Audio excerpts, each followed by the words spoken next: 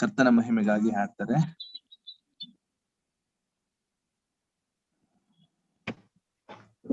ದೇವ್ರ ನಮಗ್ ಸ್ತೋತ್ರ ಆಗ್ಲಿ. ಈ ಒಂದು ಅವಕಾಶವನ್ನು ಕೊಟ್ಟಂತ ನಿಮ್ಮೆಲ್ಲರನ್ನು ವಂದಿಸ್ತಾ ಈ ಸಮಯದಲ್ಲಿ ಸಂಗೀತ ಮತ್ತು ಕೀರ್ತನೆ ಪುಸ್ತಕದಲ್ಲಿ 631ನೇ ಹಾಡನ್ನ ಹಾಡ್ತೇವೆ. 631ನೇ ಹಾಡು.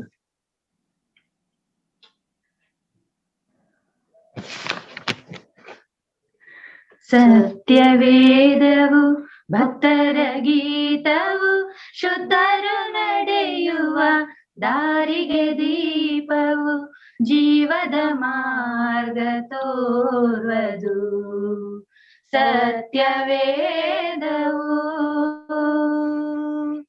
ಕಷ್ಟಗಳ ಮಧ್ಯದೊಳ್ ದುಃಖದ ಸುಳಿಯೋಳ್ ಮನವ ತಣಿಸುವ ಔಷಧವು.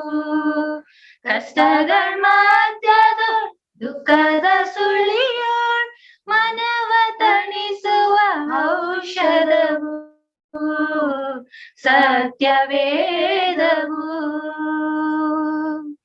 ವೇದ ಪ್ರಿಯರ ದೇವ ಮಕ್ಕಳ ಆದರಿಸುವ ವಾಕ್ಯವಿದು. ವೇದ ಪ್ರಿಯರ ದೇವ ಮಕ್ಕಳ ಆದರಿಸುವ ವಾಕ್ಯವಿದು. ಕಠಿಣ ಹೃದಯ ಮುರಿದು ಹಾಕಿ ತಗ್ಗಿದ ಹೃದಯಕ್ಕೆ ಮಾರ್ಪಡಿಸುವುದು. ಕಠಿಣ ಹೃದಯ ಮುರಿದು ಹಾಕಿ ತಗ್ಗಿದ ಹೃದಯಕ್ಕೆ ಮಾರ್ಪಡಿಸುವುದು. ಸತ್ಯವೇದವು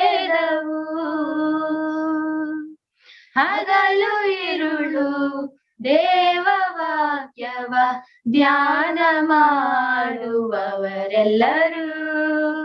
ಹಗಲು ಇರುಳು ದೇವ ವಾಕ್ಯವ ಧ್ಯಾನ ಮಾಡುವವರೆಲ್ಲರೂ. ಹಸಿರಾದ ಎಲೆಯ ಮರದ ಹಾಗೆ ಇವರು ಒಳ್ಳೆ ಫಲ ಕೊಡುವರು. ಹಸಿರಾದ ಎಲೆಯ ಮರದ ಹಾಗೆ ಇವರು ಒಳ್ಳೆ ಫಲ ಕೊಡುವರು. ಸತ್ಯವೇದವು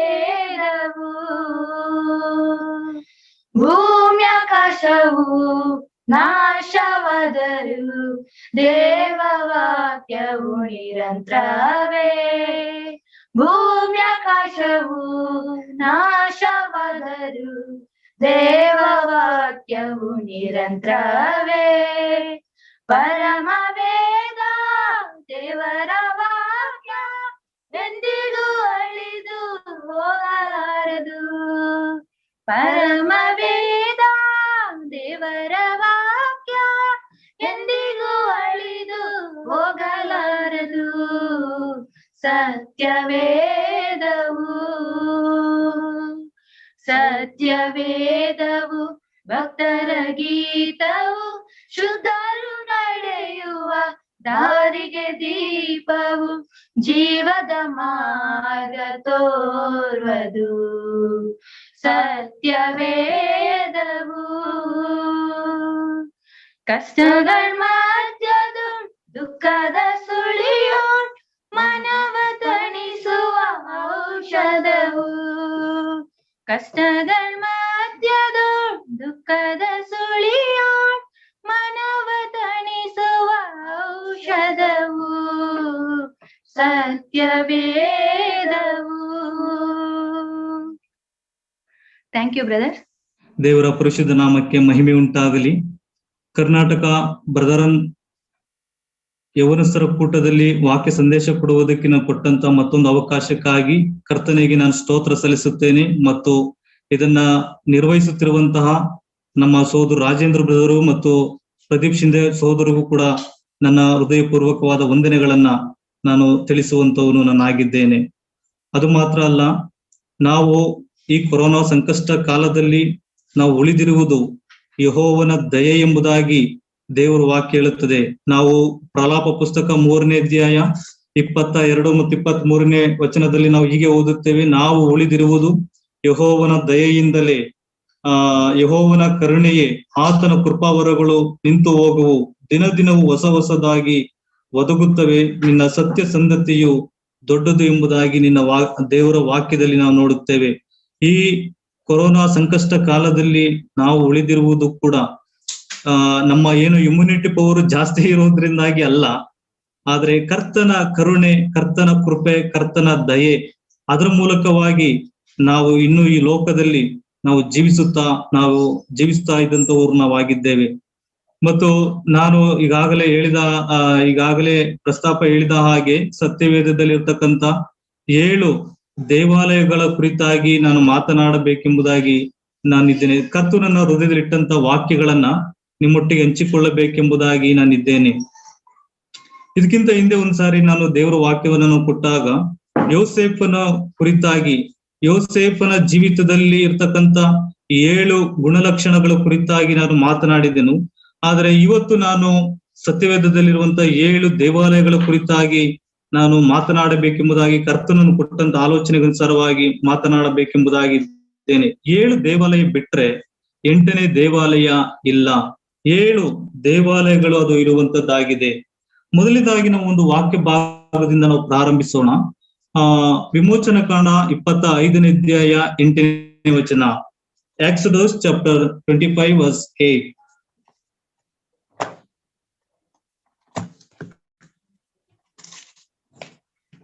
ಯಾರಾದ್ರೂ ಸಹೋದರು ಓದಿ ನಮಗೊಂದು ಸಹಾಯ ಮಾಡಬಹುದಾ?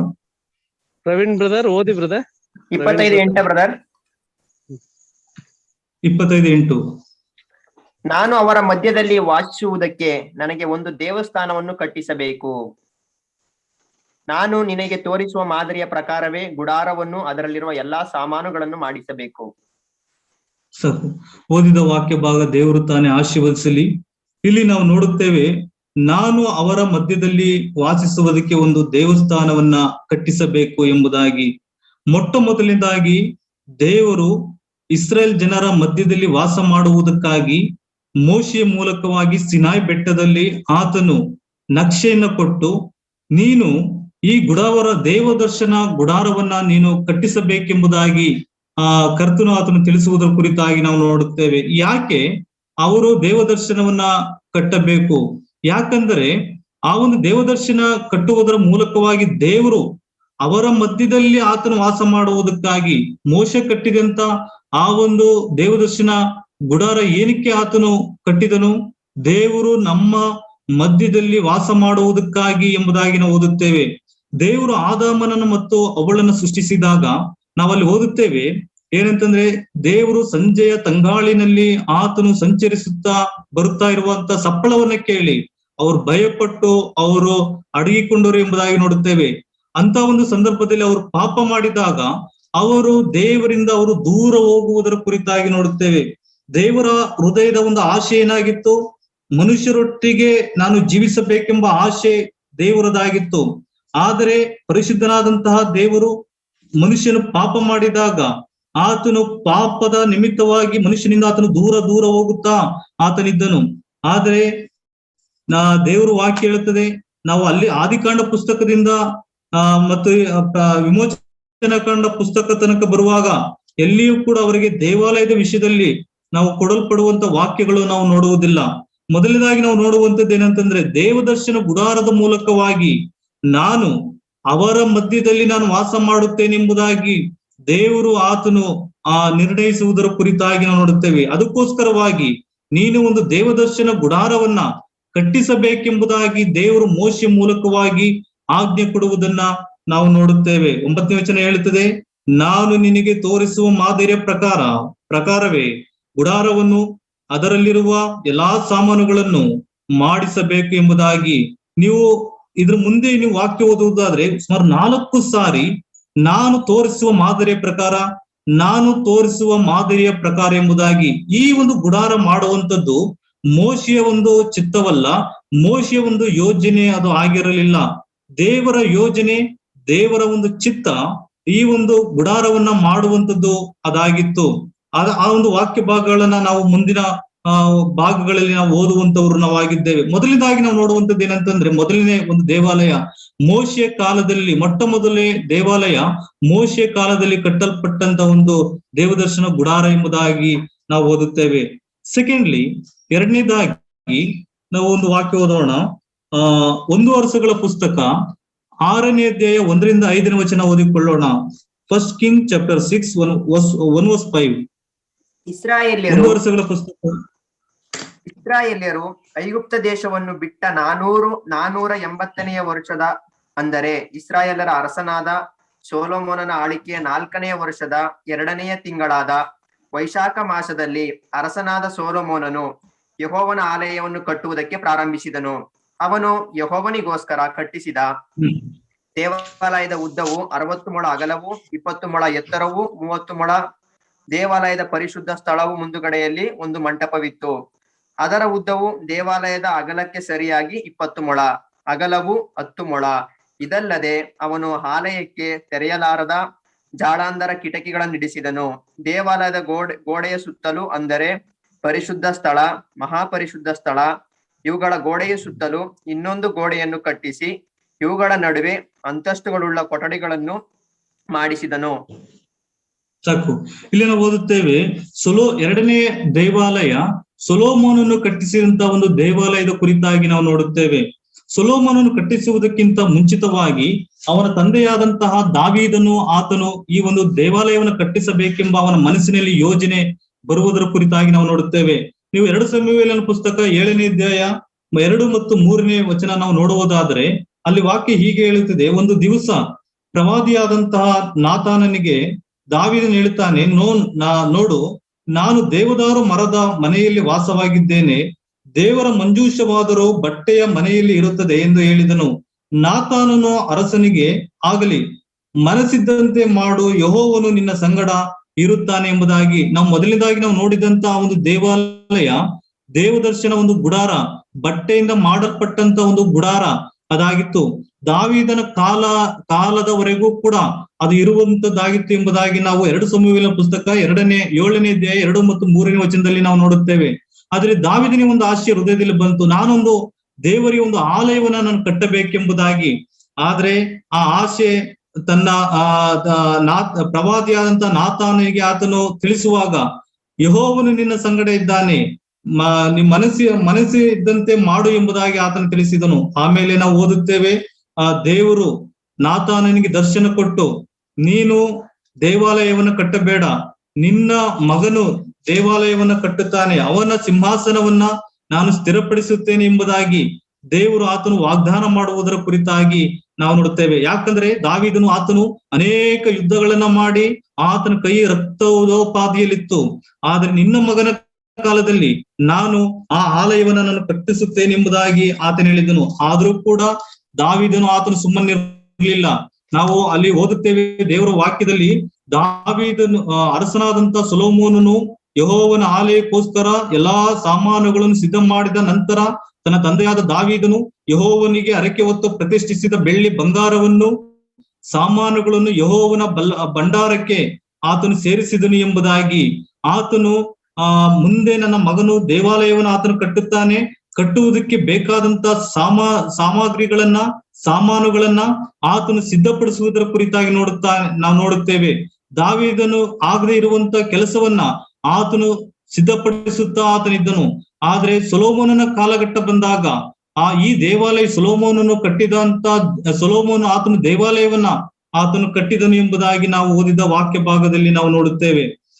ಈ ದೇವಾಲಯವನ್ನ ಸೊಲೊಮೋನನು ಆತನು ಕಟ್ಟಿದಂತ ಉದ್ದೇಶ ಆದ್ರೂ ಏನಾಗಿತ್ತು, ಏನು ಅದರ ಉದ್ದೇಶ ಎಂಬುದಾಗಿ ನಾವು ನೋಡುವುದಾದ್ರೆ, ಇಸ್ರಾಯೇಲರು ಯೆರೂಸಲೇಮಿಗೆ ಬಂದು ಯೆಹೋವ ದೇವರನ್ನ ಅವರು ಆರಾಧಿಸಬೇಕೆಂಬುದಾಗಿ ಆತನು ಕಟ್ಟಿದನು.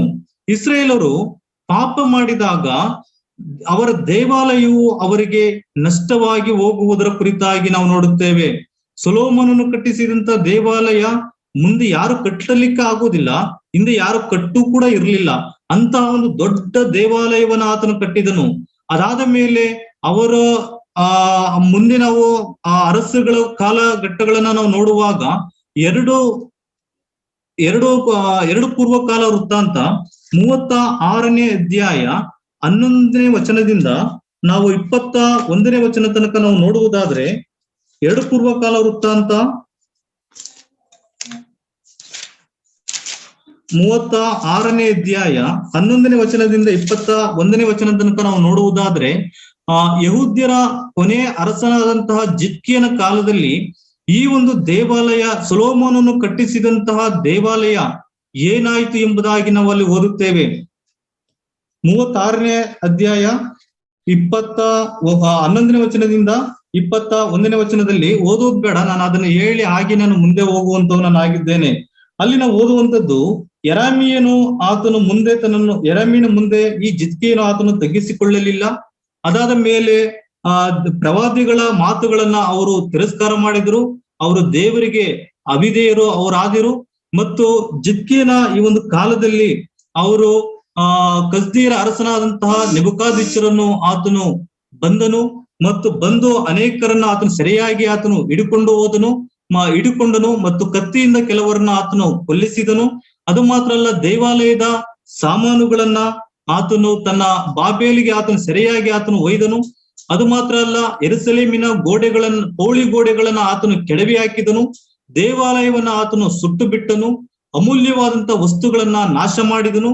ಮತ್ತು ಇದಕ್ಕೆಲ್ಲ ಕಾರಣ ಏನಂತಂದ್ರೆ, ಇಸ್ರಾಯೇಲರು ದೇವರಿಗೆ ಅವಿಧೇಯರಾಗಿದ್ದರಿಂದ ಅವರು ಮಾಡಿದ ಪಾಪದ ನಿಮಿತ್ತವಾಗಿ ಅವರಿಗೆ ದೇವಾಲಯವು ನಷ್ಟವಾಗಿ ಹೋಗುವುದರ ಕುರಿತಾಗಿ ನಾವು ನೋಡುತ್ತೇವೆ. ಅಲ್ಲಿ ನಾವು 36ನೇ ಅಧ್ಯಾಯ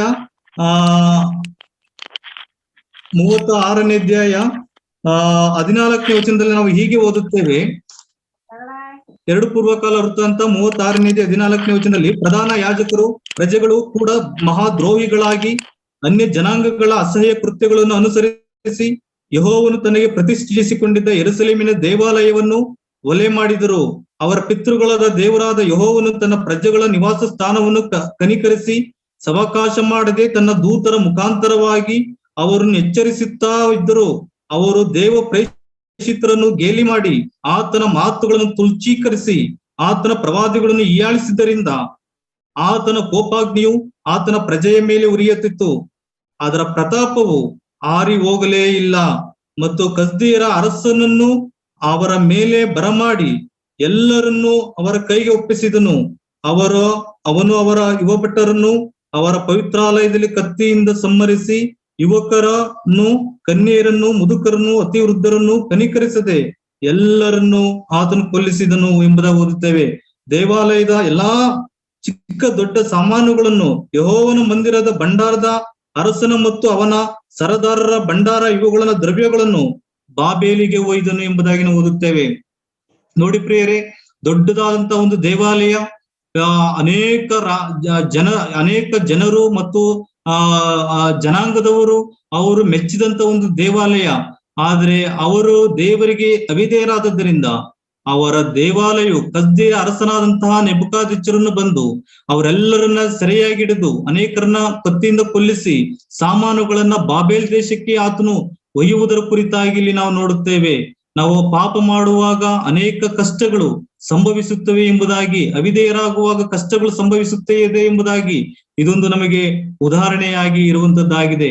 ನಾವು 2ನೇ ದೇವಾಲಯದ ಕುರಿತಾಗಿ ಇಲ್ಲಿ ನಾವು ನೋಡುತ್ತೇವೆ. ನಾವು ಮುಂದಕ್ಕೆ ನಾವು ಹೋಗೋಣ. 3ನೇ ದೇವಾಲಯದ ಕುರಿತಾಗಿ ನಾವು ನೋಡೋಣ.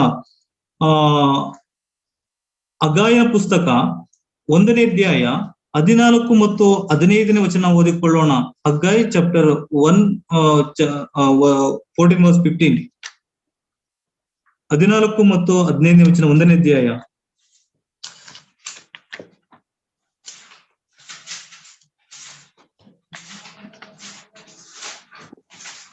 ಯಾರಾದ್ರೂ ಓದ್ಬೋದು? 14-15 ಬ್ರದರ್. ಬ್ರದರ್. ಕೂಡಲೇ ಶೆಯಾಲ್ತಿಯೇಲನ ಮಗನು ಯಹೂದ ದೇಶಾಧಿಪತಿಯೂ ಆದ ಜೆರುಬ್ಬಾಬೆಲ್, ಯೆಹೋಚಾದಾಕನಿಗೆ ಹುಟ್ಟಿದ ಮಹಾಯಾಜಕನಾದ ಯೆಹೋಶುವ, ಸಮಸ್ತ ಜನಶೇಷ ಇವರೆಲ್ಲರ ಮನಸ್ಸುಗಳನ್ನು ಯೆಹೋವನು ಪ್ರೇರಿಸಲು ಅವರು ಅರಸನಾದ ದಾರ್ಯಾವೆಷನ ಆಳಿಕೆಯ 2ನೆಯ ವರ್ಷದ 6ನೆಯ ತಿಂಗಳಿನ 24ನೆಯ ದಿನದಲ್ಲಿ ಬಂದು ತಮ್ಮ ದೇವರಾದ ಸೇನಾಧೀಶ್ವರ ಯೆಹೋವನ ಆಲಯ ಕೆಲಸಕ್ಕೆ ಕೈ ಹಾಕಿದರು. ನೋಡಿಲಿ, ಇದು ಜೆರುಬ್ಬಾಬೆಲ್ ಕಟ್ಟಿಸಿದಂತ ಒಂದು ದೇವಾಲಯವಾಗಿದೆ. ನಾವು ಕೊನೆಯ ವಾಕ್ಯ ಓದುತ್ತೇವೆ, 15ನೇ ವಚನ ಕೊನೆಯ ವಾಕ್ಯದಲ್ಲಿ ತಮ್ಮ ದೇವರಾದ ಸೇನಾಧೀಶ್ವರ ಯೆಹೋವನಾದ ಆಲಯದ ಕೆಲಸಕ್ಕೆ ಕೈ ಹಾಕಿದರು ಎಂಬುದಾಗಿ. ಸೇನಾಧೀಶ್ವರನಾದಂತ ದೇವರ ಕೆಲಸಕ್ಕೆ ಕೈ ಹಾಕುವಂತ ಇವರು ಯಾರಾಗಿದ್ದಾರೆ ನೋಡಿ. ಎಜ್ರನ ಪ್ರವಾದನ ಗ್ರಂಥ 2ನೇ ಅಧ್ಯಾಯ 1 ಮತ್ತು 2ನೇ ವಚನ ಓದಿಕೊಳ್ಳೋಣ. ಎಜ್ರನ ಪ್ರವಾದನ ಗ್ರಂಥ 2ನೇ ಅಧ್ಯಾಯ 1 ಮತ್ತು 2ನೇ ವಚನ. ಸೆರೆಯಿಂದ ತಿರುಗಿ ಬಂದ ಯಹೂದ ಸಂಸ್ಥಾನದ ಕನೇಶುಮಾರಿ, ಬಾಬೇಲಿನ ಅರಸನಾದ ನೆಬುಕದ್ನೆಚ್ಚರನಿಂದ ಬಾಬೇಲಿಗೆ ಸೆರೆ ಒಯ್ಯಲ್ಪಟ್ಟವರಲ್ಲಿ ಯೆರೂಸಲೇಮಿಗೂ ಯಹೂದ ಪ್ರಾಂತದ ಸ್ವಂತ ಪಟ್ಟಣಗಳಿಗೂ ಜೆರುಬ್ಬಾಬೆಲ್, ಯೇಷುವ, ನೆಹಮಿಯ, ಸೇರಾಯ, ರೆಗಲೆಯ, Mordecai, Bilshan, Mispar, Bigvai, Rehum, ಬಾಣ ಎಂಬ ನಾಯಕರೊಡನೆ ತಿರುಗಿ ಬಂದವರು ಯಾರೆಂದರೆ. ಸಾಕು, ಇಲ್ಲಿ ನಾವು ಓದುತ್ತೇವೆ. ನಾವು ಎಜ್ರನ ಪುಸ್ತಕ 2ನೇ ಅಧ್ಯಾಯ 1 ಮತ್ತು 2ನೇ ವಚನದಲ್ಲಿ ಈ ಜೆರುಬ್ಬಾಬೆಲ್ ನೇತೃತ್ವದಲ್ಲಿ ಕಟ್ಟಲ್ಪಟ್ಟಂತ ಈ 3ನೇ ಒಂದು ದೇವಾಲಯದ ಕುರಿತಾಗಿ ನಾವು ನೋಡುತ್ತೇವೆ. ಇವರು ಯಾರಂದ್ರೆ ನೆಬೂಕದ್ನೆಚ್ಚರನು ಸೆರೆಯಾಗಿ ಹಿಡ್ಕೊಂಡು ಹೋದಂತ ಆ ಯಹೂದ್ಯರಲ್ಲಿ ಅವರು 70 ವರ್ಷಗಳ ಕಾಲ ಅವರು ಸೆರೆಮನೆ ವಾಸಗಳನ್ನ ಅವರು ಅನುಭವಿಸಬೇಕಾಗಿ ಬಂತು. ಅದಾದ ಮೇಲೆ ಅವರು ದಾರ್ಯಾವೇಶನ ಕಾಲಕ್ಕೆ ಬಂದಾಗ ಆ ಸಮಯದಲ್ಲಿ ಅವರು ತಿರುಗಿ ಸ್ವಂತ ದೇಶಕ್ಕೆ ಬಂದು ಅವರು ದೇವಾಲಯವನ್ನು ಕಟ್ಟುವುದಕ್ಕೆ ಪ್ರಾರಂಭಿಸಿದರು. ಅದೇ ಎಜ್ರನ ಪುಸ್ತಕ 5ನೇ ಅಧ್ಯಾಯ 1 ಮತ್ತು 2ನೇ ವಚನ ನೋಡಿ. 5ನೇ ಅಧ್ಯಾಯ 1 ಮತ್ತು 2ನೇ ವಚನ. ಆಗ ಪ್ರವಾದಿಗಳಾದ ಹಗ್ಗಾಯನು, ಇದ್ದೋವಿನ ಮಗನಾದ ಜಕಾರ್ಯನು ಇಸ್ರೇಲ್ ದೇವರಿಂದ ಪ್ರೇಷಿತರಾಗಿ ಆತನ ಹೆಸರಿನಲ್ಲಿ ಯೆಹೂದದ ಮತ್ತು ಯೆರೂಸಲೇಮಿನ ಯೆಹೂದ್ಯರನ್ನು ಪ್ರಬೋಧಿಸಲು ಶೆಯಲ್ತೀಯೇಲನ ಮಗನಾದ ಜೆರುಬ್ಬಾಬೆಲ್, ಚಾದೋಕನ ಮಗನಾದ ಯೇಷುವ ಇವರು ಯೆರೂಸಲೇಮಿನ ದೇವಾಲಯವನ್ನು ಕಟ್ಟಿಸುವುದಕ್ಕೆ ಪ್ರಾರಂಭಿಸಿದರು ಎಂಬುದನ್ನು ಓದುತ್ತೇವೆ. 6ನೇ ಅಧ್ಯಾಯ 14 ಮತ್ತು 15ನೇ ವಚನ, 14ರಿಂದ 16ನೇ ವಚನ. 6ನೇ ಅಧ್ಯಾಯ 14ರಿಂದ 16ನೇ ವಚನ. ಎಜ್ರನ ಯಹೂದ್ಯರ ಹಿರಿಯರು ಪ್ರವಾದಿಯಾದ ಹಗ್ಗಾಯ್, ಇದ್ದೋವಿನ ಮಗನಾದ ಜಕರಿಯ ಇವರ ಪ್ರಬೋಧನೆಯಿಂದ ಪ್ರೇರಿತರಾಗಿ ಕಟ್ಟುವ ಕೆಲಸವನ್ನು ಸಾಗಿಸುತ್ತಾ ಬಂದು ಇಸ್ರಾಯೇಲ್ ದೇವರ ಆಜ್ಞಾನುಸಾರವಾಗಿಯೂ ಫರಾಸಿಯ ರಾಜರಾದ ಕೋರೆಷ್, ದಾರ್ಯಾವೇಶ, ಅರ್ಥಾಷ್ತ ಇವರ ಅಪ್ಪಣೆಯ ಆಧಾರದಿಂದಲೂ ಕಟ್ಟಡವನ್ನು ಮುಗಿಸಿದರು. 15-16. ಅರಸನಾದ ದಾರ್ಯಾವೇಶನ ಆಳಿಕೆಯ 6ನೇ ವರ್ಷದ ಫಾಲ್ಗುಣ ಮಾಸದ 3ನೆಯ ದಿನದಲ್ಲಿ ಆಲಯವನ್ನು ಪೂರೈಸಿದರು. ಯಾಜಕರು, ಲೇವಿಯರು, ಸೆರೆಯಿಂದ ತಿರುಗಿ ಬಂದ ಬೇರೆ ಇಸ್ರಾಯೇಲರು ಸಂತೋಷದಿಂದ ಆ ದೇವಾಲಯದ ಪ್ರತಿಷ್ಠಿತೆಯನ್ನು ಆಚರಿಸಿದರು. ಅವರು ಆ ದೇವಾಲಯದ ಇಲ್ಲಿ ನಾವು ಓದುವುದು ಏನಂತಂದ್ರೆ, ಇಲ್ಲಿ 3 ವಾಕ್ಯ ಭಾಗಗಳಲ್ಲಿ ನಾವು ಓದುವುದು ಏನಂತಂದ್ರೆ, ಜೆರುಬ್ಬಾಬೆಲನ ಒಂದು ನೇತೃತ್ವದಲ್ಲಿ ಅವರು ಹಿಂತಿರುಗಿ ಬಂದು ಅಲ್ಲಿ ದೇವಾಲಯವನ್ನು ಅವರು ಕಟ್ಟುವುದರ ಕುರಿತಾಗಿ ನೋಡುತ್ತೇವೆ. 70 ವರ್ಷ ಸೆರೆಯಾಗಿದ್ದು ತಿರುಗಿ ಬಂದು ಸ್ವಂತ ದೇಶದಲ್ಲಿ ಅವರು ಸ್ವಂತವಾಗಿ ಆಲಯವನ್ನು ಕಟ್ಟುವುದರ ಕುರಿತಾಗಿ ಅವರು ಪ್ರಾರಂಭಿಸಿದರು. ಈ ಆಲಯವನ್ನು ಕಟ್ಟುವುದಕ್ಕೆ ಅವರು ಕೈ ಹಾಕಿದಾಗ ಅಲ್ಲಿ ಅನೇಕ ಸಮಸ್ಯೆಗಳು ಮತ್ತು ಅನೇಕ ತೊಂದರೆಗಳು ಬರುವುದರ ಕುರಿತಾಗಿ ಕೂಡ ನಾವು ನೋಡುತ್ತೇವೆ. ಅಲ್ಲಿ ಟೋಬಿಯನು ಮತ್ತು ಇನ್ನೊಬ್ಬ ವ್ಯಕ್ತಿ ಅವರೆಲ್ಲರೂ ಬಂದು ಇಲ್ಲಿ ಸನ್ಬಾಲಾಟನು ಮತ್ತು ಟೋಬಿಯನು ಬಂದು ಅವರು ಈ ಆಲಯವನ್ನು ಅಲ್ಲಿ ಕಟ್ಟಬಾರದು ಎಂಬುದಾಗಿ ಅವರು ಬಂದು ತಡೆ ಹಿಡಿಯುವುದರೆಲ್ಲ ನಾವು ನೋಡುತ್ತೇವೆ. ತುಂಬಾ ಸಮಸ್ಯೆಗಳಾಗುವುದರೆಲ್ಲ ಕುರಿತಾಗಿ ನಾವು ನೋಡುತ್ತೇವೆ. ಆದರೂ ಕೂಡ ದೇವರ ಹಸ್ತವು ಅವರನ್ನ ಪರಿಪಾಲಿಸುತ್ತಾ ಇದ್ದುದರಿಂದ ಅವರು ದೇವಾಲಯವನ್ನು ಅವರು ಕಟ್ಟಿ ಅವರು ಪೂರ್ತಿಗೊಳಿಸಿ ಆಮೇಲೆ 15ನೇ ವಚನದಲ್ಲಿ ಹೋದ ಕಟ್ಟಡವನ್ನು ಅವರು ಮುಗಿಸಿದರು. ಅದು ಮಾತ್ರ ಅಲ್ಲ, ದೇವಾಲಯದ ಪ್ರತಿಷ್ಠೆಯನ್ನ ಅವರು ಆಚರಿಸಿದರು. ಅವರು ಪಸ್ಕ ಹಬ್ಬವನ್ನು ಕೂಡ ಅವರು ಆಚರಿಸುವುದರ ಕುರಿತಾಗಿ ಇಲ್ಲಿ ನಾವು ನೋಡುತ್ತೇವೆ. ಅವರು ದೇವರು ತಾನೇ ಅವರ ಜೊತೆಯಲ್ಲಿದ್ದು ಆತನ ಕೆಲಸಗಳನ್ನ ಆತನು ಮಾಡುವುದರ ಕುರಿತಾಗಿ ನಾವು ನೋಡುತ್ತೇವೆ. ಇದು ಎಜ್ರನ ಪ್ರವಾದನ ಗ್ರಂಥ, ನೆಹೆಮೀಯನ ಪ್ರವಾದನ ಗ್ರಂಥ ಮತ್ತು ಎಸ್ತೇರ್ ಪ್ರವಾದನ ಗ್ರಂಥ, ಹಗ್ಗಾಯನ ಪ್ರವಾದನ ಗ್ರಂಥ, ಜಕಾರ್ಯ ಪ್ರವಾದನ ಗ್ರಂಥ, ಈ 5 ಪುಸ್ತಕಗಳು ಅವರು ಸೆರೆಯಿಂದ ಬಂದ ಮೇಲೆ ನಡೆದಂತ ಘಟನೆಗಳ ಕುರಿತಾಗಿ ಅದು ವಿವರಿಸುವುದರ ಕುರಿತಾಗಿ ಇಲ್ಲಿ ನಾವು ನೋಡುತ್ತೇವೆ. ಅನೇಕ ವರ್ಷಗಳು ಅವರು ದಾಟಿ ಹೋದಾಗ ಅವರ ದೇವಾಲಯದ ವಿಷಯದಲ್ಲಿ ಅವರು ಆಲಸ್ಯವಾಗುವುದರ ಕುರಿತಾಗಿ ಇಲ್ಲಿ ನಾವು ನೋಡುತ್ತೇವೆ. ಅದು ಮಾತ್ರ ಅಲ್ಲ, ಇಲ್ಲಿ ನಾವು ವಾಕ್ಯದಲ್ಲಿ ನಾವು ಓದುತ್ತಾ ಬರುವಂತ ವಿಷಯಗಳೇನಂತಂದ್ರೆ, ಮೂರನೇ ದೇವಾಲಯವು ಜೆರುಬ್ಬಾಬೆಲ್ ಕಾಲದಲ್ಲಿ ಅವರು ಕಟ್ಟಲ್ಪಡುವುದರ ಕುರಿತಾಗಿ ಇಲ್ಲಿ ನಾವು ನೋಡುತ್ತೇವೆ. ಒಂದು ದೇವಾಲಯವು ಅದು ಕಟ್ಟಲ್ಪಡಬೇಕಾದ್ರೆ ಅನೇಕ ದೇವರ ಚಿತ್ರದಿಂದ ಒಂದು ಆಲಯಗಳು ಕಟ್ಟಲ್ಪಡಬೇಕಾದ್ರೆ ಅಲ್ಲಿ ಸೈತಾನನು ಕೂಡ ಆತನ ಕೆಲಸ ಮಾಡುವಂತವನು ಆತನಾಗಿದ್ದಾನೆ. ಪ್ರಿಯರೇ, ನಾವು ಕೆಲ 2-3 ವರ್ಷಗಳ ಹಿಂದೆ ನಮ್ಮ ಜಿಂದಾಲ್ ನಗರ ಸಭೆಯ ಕಟ್ಟಡಗಳನ್ನು ನಾವು ಕಟ್ಟುವುದಕ್ಕೆ ನಾವು ಪ್ರಾರಂಭಿಸಿದಾಗ ಅನೇಕ ಕಷ್ಟಗಳು, ಅನೇಕ ತೊಂದರೆ, ಸಮಸ್ಯೆಗಳು ಕೂಡ ನಾವು ಎದುರಿಸಬೇಕಾಗಿ ಬಂತು.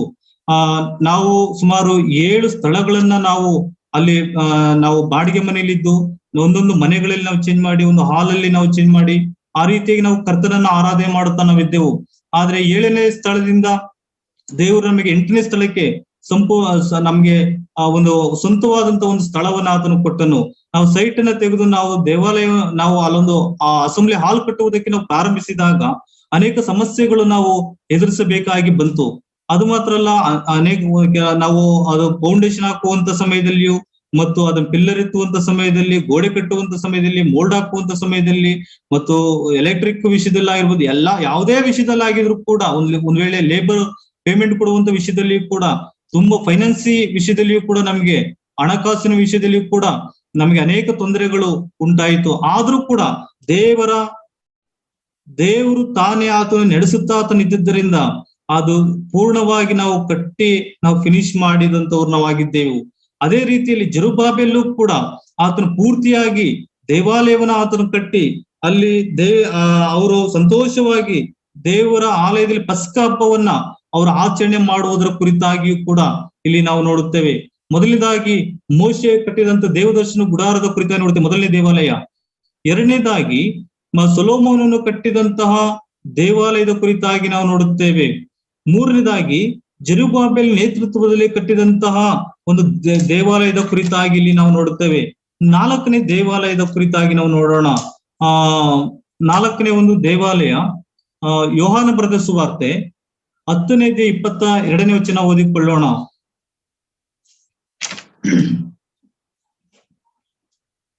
ಯೋಹಾನ ಬರೆದ ಸುವಾರ್ತೆ 10ನೇ ಅಧ್ಯಾಯ 22ನೇ ವಚನ. 22.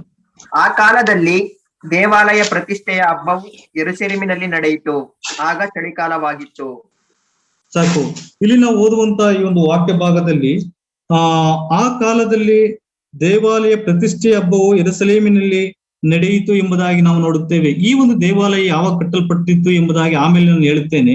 4ನೇ ಒಂದು ಈ ದೇವಾಲಯ ಹೆರೋದನು ಆತನು ಯಹೂದ್ಯರಿಗಾಗಿ ಕಟ್ಟಿಸಿದಂತ ಒಂದು ದೇವಾಲಯ ಇದಾಗಿದೆ. ಈ ಪ್ರತಿಷ್ಠೆಯ ಹಬ್ಬದ ಕುರಿತಾಗಿ ಇಬ್ರಿಯ ಭಾಷೆಯಲ್ಲಿ ಅನೂಕ ಎಂದು ಕರೆಯಲ್ಪಡುವಂತಹ ಒಂದು ಹೆಸರು ಅದಿದೆ. ಇಬ್ರಿಯ ಭಾಷೆಯಲ್ಲಿ ಪ್ರತಿಷ್ಠೆಯ ಹಬ್ಬಕ್ಕೆ ಅನೂಕ ಎಂಬುದಾಗಿ ಅವರು ಕರೆಯುತ್ತಾರೆ. ಈ ಪ್ರತಿಷ್ಠೆಯ ಹಬ್ಬ ಕ್ರಿಸ್ತಪೂರ್ವ 165 ವರ್ಷದಿಂದಲೂ ಕೂಡ ಅದು ಹಿಂದಿನಿಂದಲೂ ಕೂಡ ಅವರು ಮಾಡುತ್ತಾ ಅವರು ಬಂದಿದ್ರು. ಅಂತಿಯೋಸ್ ಎಪುಪನೇಸನ್ ಎಂಬ ಒಬ್ಬ ವ್ಯಕ್ತಿ ಆತನು ದೇವಾಲಯವನ್ನ ಅಶುಚಿಗೊಳಿಸಿದಾಗ ಆದ್ರೂ ಯೂದ ಮೆಕ್ಕಾಬಿಯಸ್ ಇದನ್ನು ಅವರು ಸ್ಥಾಪಿಸುವುದರ ಕುರಿತಾಗಿ ಇಲ್ಲಿ ನಾವು ನೋಡುತ್ತೇವೆ.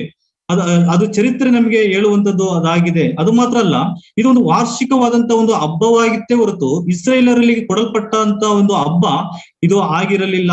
ಈ ಒಂದು ಯಹೂದ್ಯರಿಗೆ ಕಟ್ಟಿಸಿದಂತ ಹೆರೋದನು ಯಹೂದ್ಯರಿಗಾಗಿ ಕಟ್ಟಿಸಿದಂತ ಒಂದು ದೇವಾಲಯ ಇದಾಗಿತ್ತು. ಇದು ವೈರಿಗಳಿಂದ ನಾವು ಜೆರುಬ್ಬಾಬೆಲ್ ಕಟ್ಟಿಸಿದಂತ ಒಂದು ದೇವಾಲಯ ವೈರಿಗಳಿಂದ ಅದು ನಾಶ ಮಾಡಲ್ಪಟ್ಟಿತು. ಅದಾದ ಮೇಲೆ ಮತ್ತು ಅಲ್ಲಿ ಕೆಲ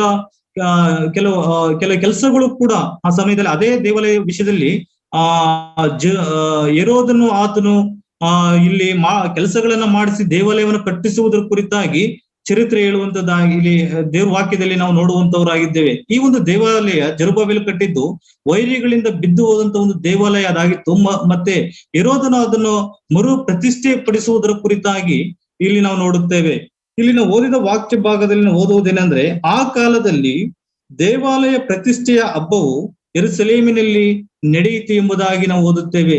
ದೇವಾಲಯವು ಕಟ್ಟುವುದಕ್ಕೆ ಸುಮಾರು 46 ವರ್ಷಗಳು ಅದು ಹಿಡಿಯಿತು ಎಂಬುದಾಗಿ ದೇವರ ವಾಕ್ಯದಲ್ಲಿ ನಾವು ನೋಡುತ್ತೇವೆ. ಇದೇ ಒಂದು ದೇವಾಲಯ ಕರ್ತನಾದಂತ ಯೇಸು ಸ್ವಾಮಿ ಕಾಲದಲ್ಲಿದ್ದಾಗ ಸುಮಾರು 46 ವರ್ಷಗಳು ಈ ಒಂದು ದೇವಾಲಯ ಕಟ್ಟುವುದಕ್ಕೆ ಹಿಡಿಯುತ್ತೆ ಎಂಬುದಾಗಿ ನಾವು ಓದುತ್ತೇವೆ. ನೋಡ್ರಿ, ಯೋಹಾನ ಬರೆದ ಸುವಾರ್ತೆ 2ನೇ ಅಧ್ಯಾಯ 20ನೇ ವಚನ ನೋಡು.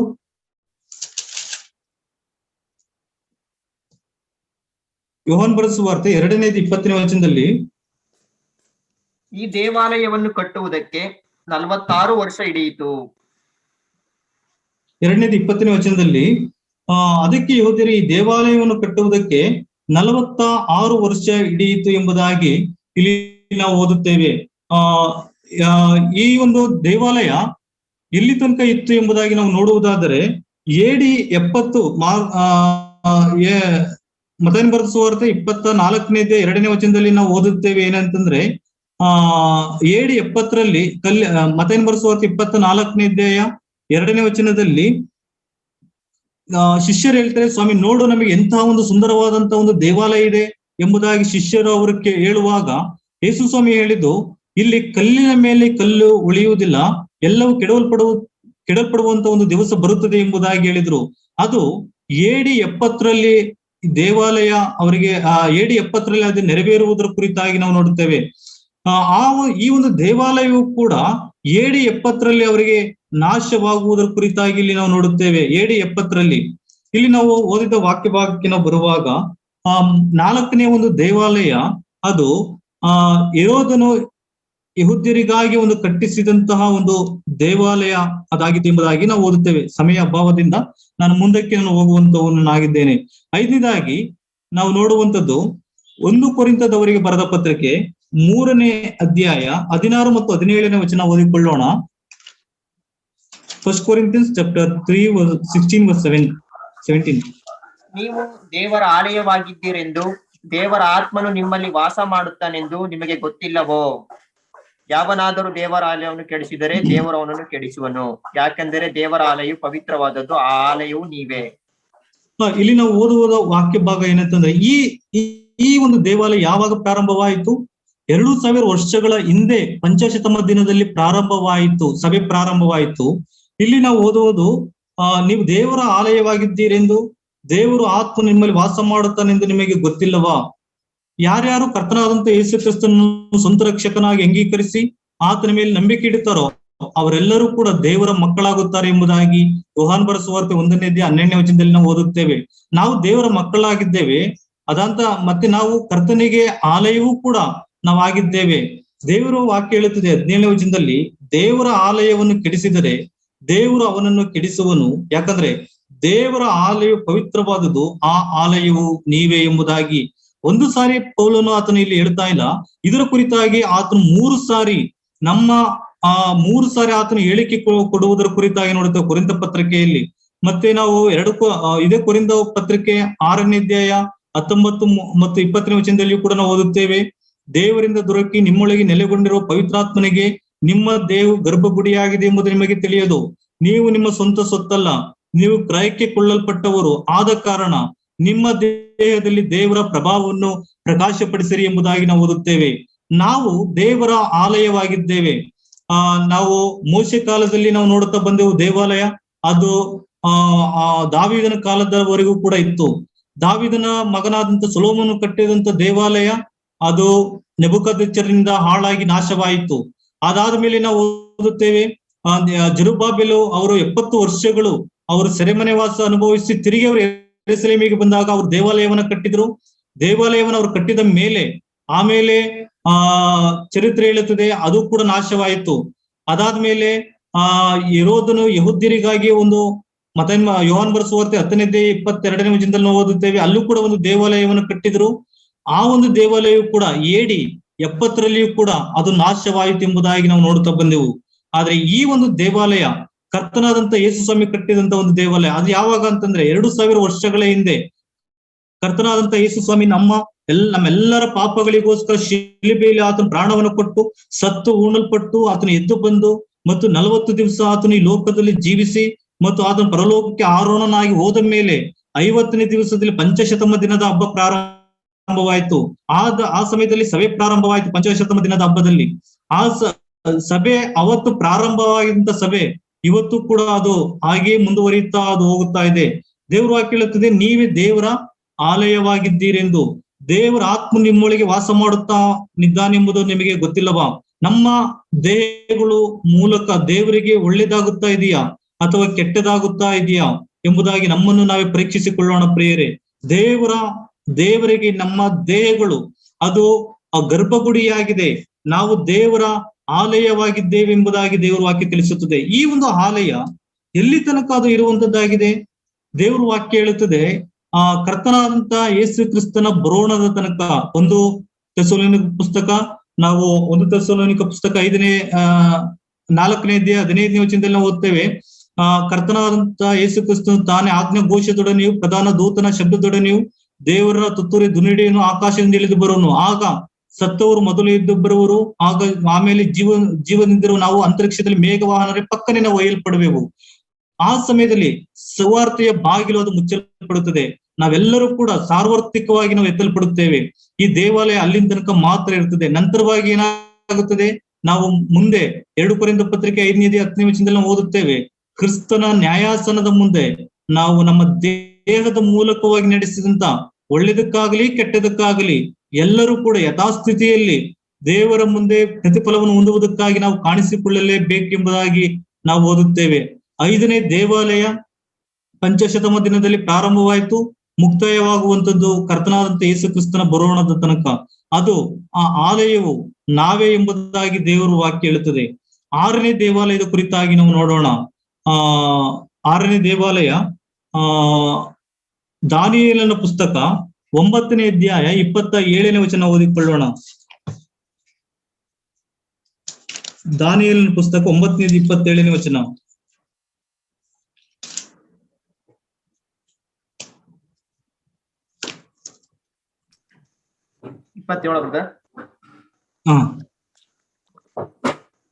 ಆ ಪ್ರಭು 1 ವಾರದ ಮಟ್ಟಿಗೆ ಬಹು ಜನರೊಂದಿಗೆ ದೃಢವಾದ ಒಡಂಬಡಿಕೆಯನ್ನು ಮಾಡಿಕೊಳ್ಳುವನು. ಅರ್ಧ ವಾರ ಯಜ್ಞ ನೈವೇದ್ಯಗಳನ್ನು ನಿಲ್ಲಿಸುವನು.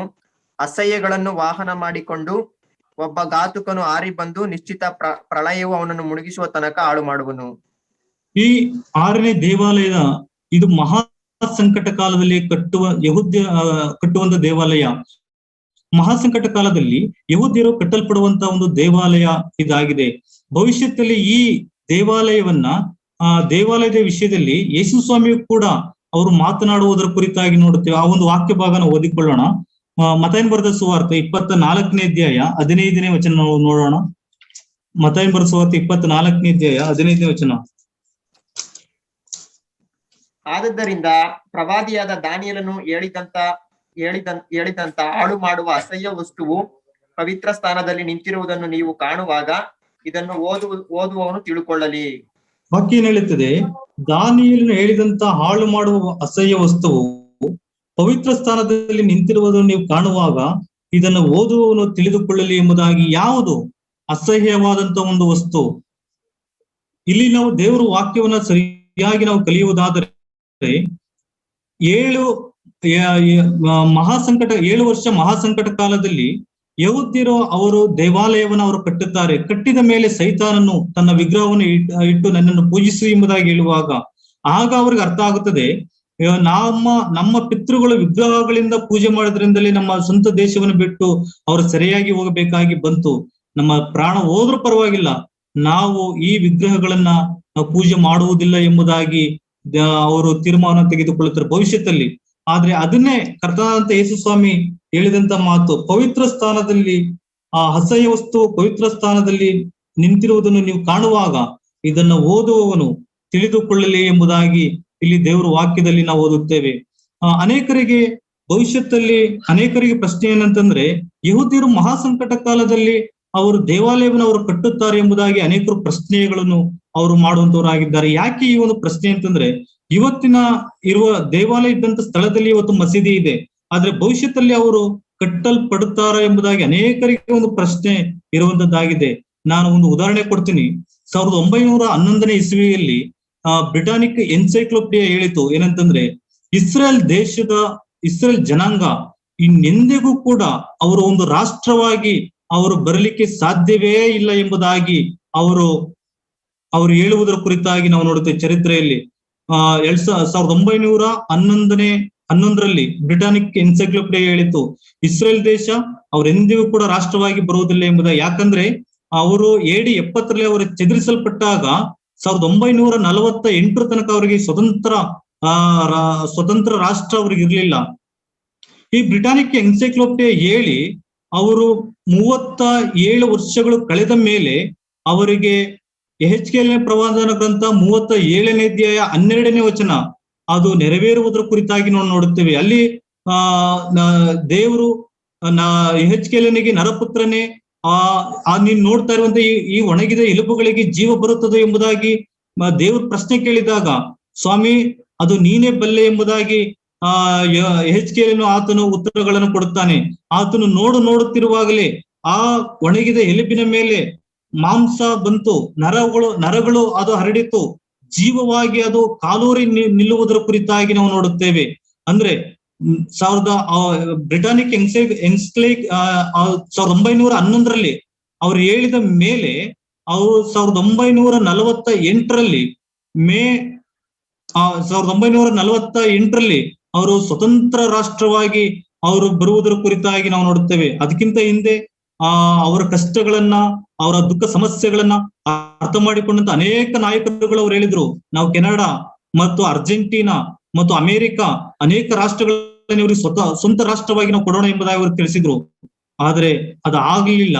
ಆದ್ರೆ ಸ್ವಂತ ದೇಶಕ್ಕೆ ಅವರು ಬಂದ್ರು. ಇದು ನಾವು ನಮ್ಮ ಯೋಜನೆಗೂ ಕೂಡ ಮೀರಿದಂತ ಒಂದು ವಿಷಯವಾಗಿದೆ. ಯಾಕಂತಂದ್ರೆ ಇವರು ಸ್ವಂತ ರಾಷ್ಟ್ರವಾಗಿ ಬರ್ಲಿಕ್ಕೆ ಆಗ್ತಾ ಇರಲ್ಲ.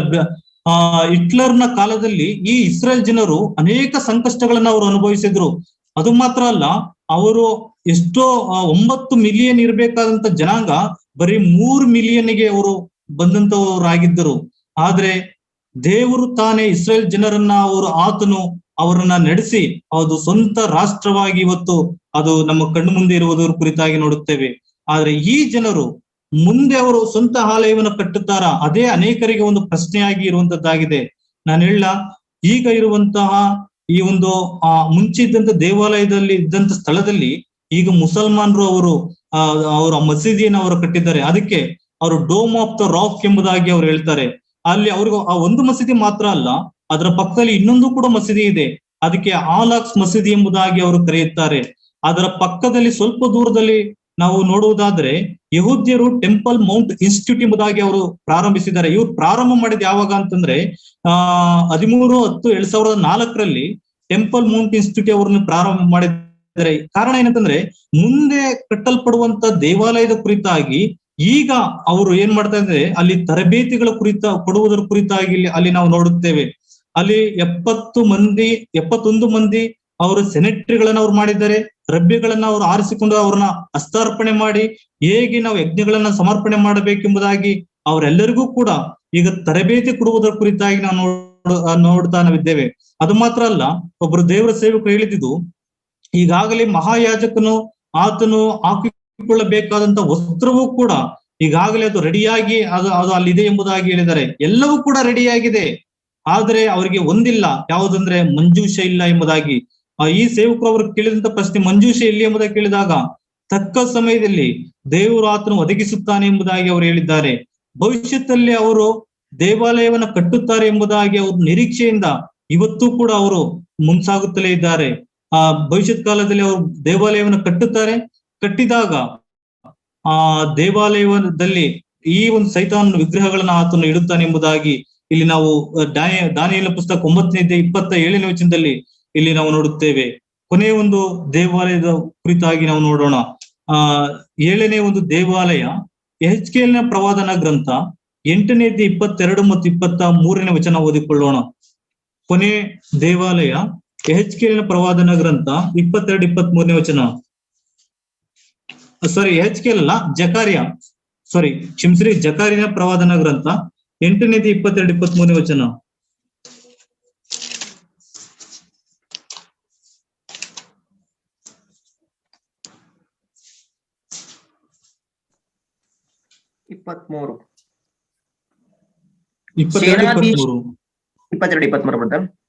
ಹೀಗೆ ಬಹು ದೇಶಗಳವರು, ಬಲವಾದ ಜನಾಂಗಗಳವರು ಯೆರೂಸಲೇಮಿನಲ್ಲಿ ಸೇನಾಧೀಶ್ವರ ಯೆಹೋವನನ್ನು ಆಶ್ರಯಿಸುವುದಕ್ಕೂ ಯೆಹೋವನ ಪ್ರಸನ್ನತೆಯನ್ನು ಬೇಡುವುದಕ್ಕೂ ಬರುವರು.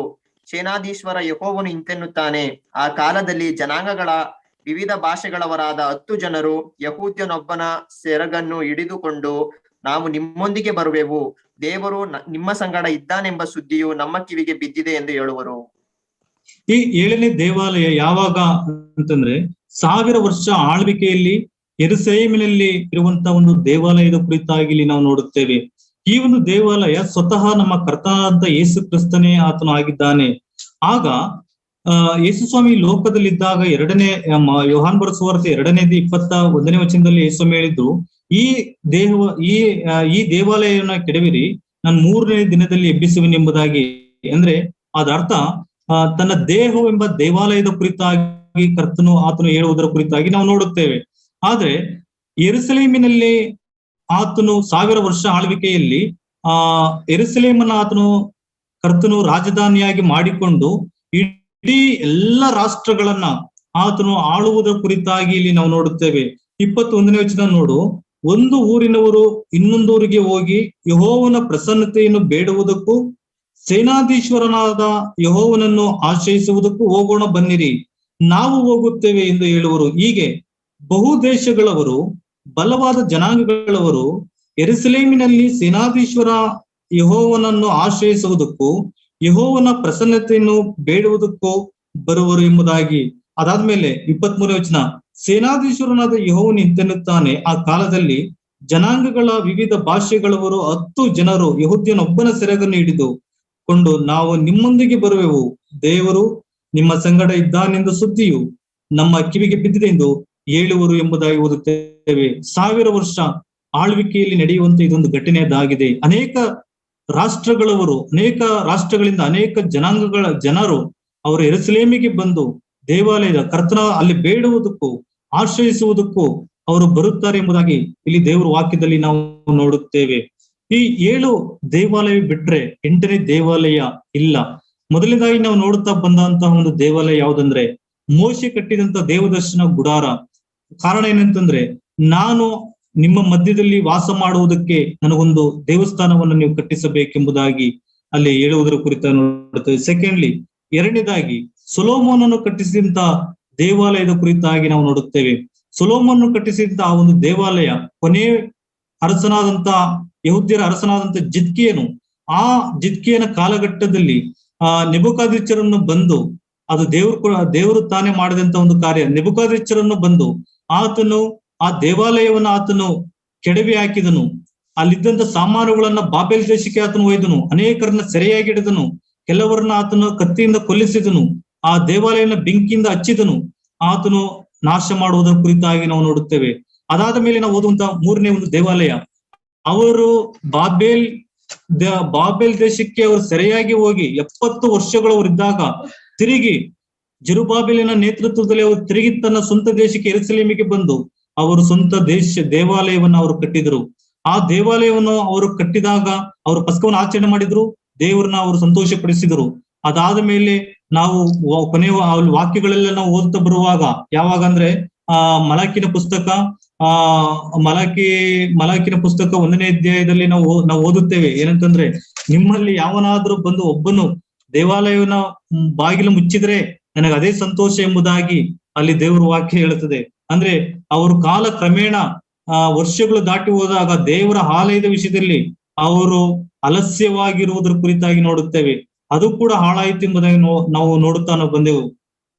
ಅದಾದ ಮೇಲೆ 4ನೇ ದೇವಾಲಯದಲ್ಲಿ ನಾವು ನೋಡುವಾಗ ಯೋಹಾನ ಬರೆದ ಸುವಾರ್ತೆ 22ನೇ ವಚನದಲ್ಲಿ ಹೆರೋದನು ಯೆಹೂದ್ಯರಿಗಾಗಿ ಒಂದು ಕಟ್ಟಿಸಿದಂತ ಒಂದು ದೇವಾಲಯ, ಅದು ಪ್ರತಿಷ್ಠೆಯ ಒಂದು ಹಬ್ಬ ಆ ಕಾಲದಲ್ಲಿ ಆಚರಣೆ ಆಗುತ್ತಾ ಇತ್ತು. ಅದು ಆ ಒಂದು ದೇವಾಲಯವನ್ನು ಕಟ್ಟುವುದಕ್ಕೆ ಸುಮಾರು 46 ವರ್ಷಗಳು ಹಿಡಿತು ಎಂಬುದಾಗಿ ಕೂಡ ನಾವು ಯೋಹಾನ ಬರೆದ ಸುವಾರ್ತೆ 2ನೇ ಅಧ್ಯಾಯ 20ನೇ ವಚನದಲ್ಲಿ ನಾವು ನೋಡುತ್ತಾ ಬಂದು, ಈ ಒಂದು ದೇವಾಲಯ AD 70ರಲ್ಲಿ ಕೂಡ ಅದು ಹಾಳಾಗಿ ಹೋಯಿತು. ಯಾಕಂದ್ರೆ ಕರ್ತನಾದಂತ ಯೇಸು ಸ್ವಾಮಿ ಕೂಡ ಹೇಳಿದ್ರು, ಕಲ್ಲಿನ ಮೇಲೆ ಕಲ್ಲು ಉಳಿಯುವುದಿಲ್ಲ ಎಂಬುದಾಗಿ. ಆ ಸಮಯದಲ್ಲಿ ಯೆಹೂದ್ಯರೆಲ್ಲರೂ ಕೂಡ ಅವರು ಚದುರಿಸಲ್ಪಡುವುದರ ಕುರಿತಾಗಿ ನೋಡುತ್ತೇವೆ. 5ನೇ ದೇವಾಲಯ ಅದು ನಮ್ಮ ದೇಹವೆಂಬ ದೇವಾಲಯವಾಗಿದೆ ಎಂಬುದಾಗಿ ನೋಡಿದೆವು. 1 ಕೊರಿಂಥ ಪತ್ರಿಕೆ 3ನೇ ಅಧ್ಯಾಯ 16 ಮತ್ತು 17ನೇ ವಚನದಲ್ಲಿ ಅದು 2000 ವರ್ಷಗಳ ಹಿಂದೆ ಕರ್ತನಾದಂತ ಯೇಸು ಸ್ವಾಮಿ ಆ ಶಿಲುಬೆಯಲ್ಲಿ ಪ್ರಾಣ ಕೊಟ್ಟು ಮತ್ತು ಪಂಚಶತಮ ದಿನದಲ್ಲಿ ಸಭೆ ಪ್ರಾರಂಭವಾಯಿತು.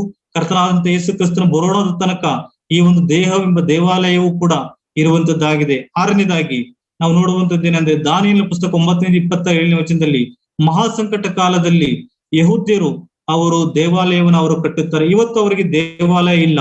ಮುಂದೊಂದು ದಿನದಲ್ಲಿ ಅವರು ಭವಿಷ್ಯತ್ ಕಾಲದಲ್ಲಿ ದೇವಾಲಯವನ್ನ ಅವ್ರು ಕಟ್ಟುತ್ತಾರೆ. ಕಟ್ಟುವುದಕ್ಕಾಗಿ ಈಗಾಗಲೇ ಟೆಂಪಲ್ ಮೌಂಟ್ ಇನ್ಸ್ಟಿಟ್ಯೂಟ್ ಎಂಬುದಾಗಿ ಒಂದು ಸಂಘವನ್ನು ಅವರು ಪ್ರಾರಂಭ ಮಾಡಿದ್ದಾರೆ.